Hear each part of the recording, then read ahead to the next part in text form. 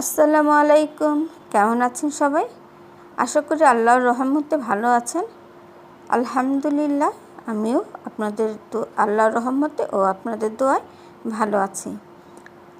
আজ আমি চলে এসেছি আরেকটি মজার রেসিপি নিয়ে।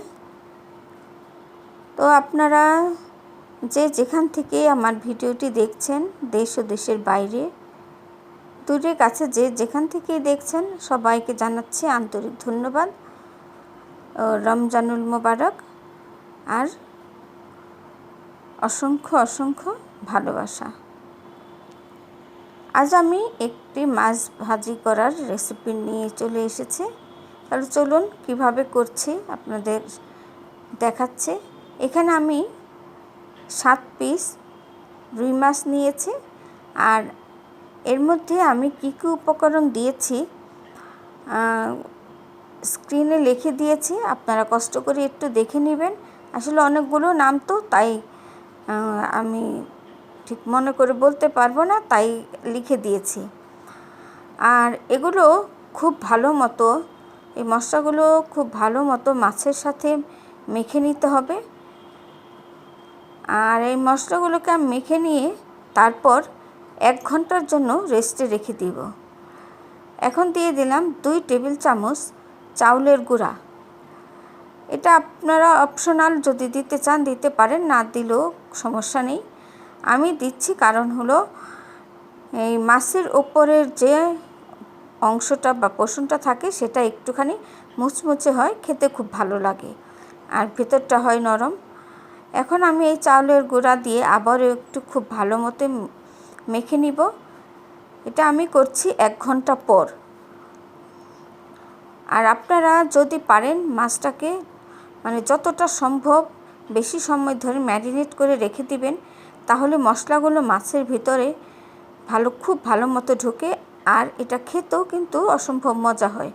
আর একটি উপকরণ আমি দিয়েছিলাম, আমি লিখতে ভুলে গিয়েছি, সেটা হচ্ছে বারবিকিউ সস।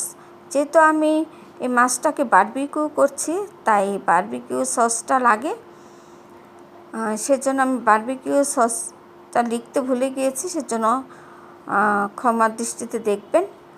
আর আমি আমার ছাদ বাগানটা আপনাদের এই ফাঁকে দেখিয়ে দিলাম।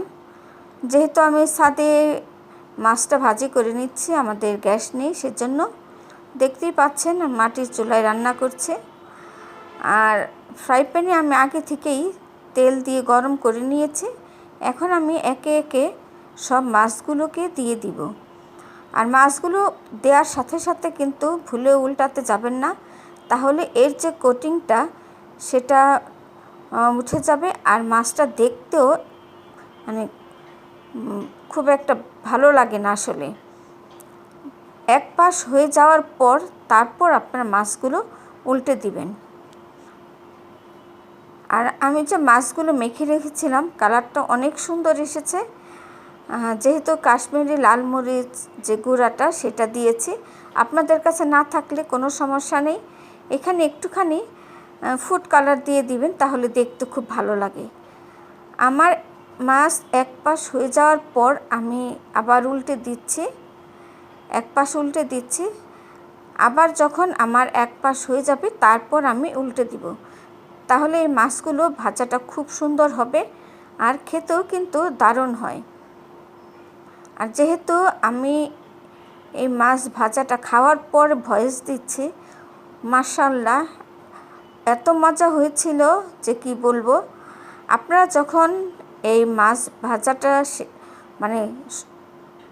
করবেন, মাছ ভাজা করার পরে গরম গরম অবস্থায় এর উপর একটু লেবু ছিটিয়ে দিবেন, লেবুর রসটা দিয়ে নেবেন চিপে, তাহলে কিন্তু এর টেস্টটা আরও দুর্দান্ত আসে।